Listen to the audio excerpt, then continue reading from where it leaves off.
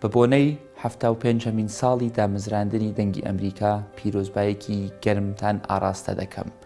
دەنگی ئەمریکا دەنگێکی گرنگی ئەمریکا بوو و دەنگێک بوو بۆ ئەو کەسانەی کە بیر و باوەڕیان وەکو ئەمریکا بوو. مەجالێکیاندا بۆ ئەو کەسانەی کە نەیانەتوانی دەنگی خۆیان ببیستن، نەیانتوانی دەنگی خۆیان بگەێنن گوێبیستی هیوا و ڕوئیا و سیاسەتی گونجاو بن لە کاتێکدا کە وڵاتەکانی خۆیان ڕێگایان نەئەدا ڕاگەیاندن گەشە بکە و دەنگی خۆیان بە ئوسلوبێکی جوان و بە سیاسەتێکی دروستا بگات. بۆیە دەوری گرنگی هەبووە لە گەشەپێدانی ڕاگەاندن لە جیهانە و لە گەیاندنی دەنگی ئاشتی و ئارامی و پیرۆزبایان لێ یەکەم.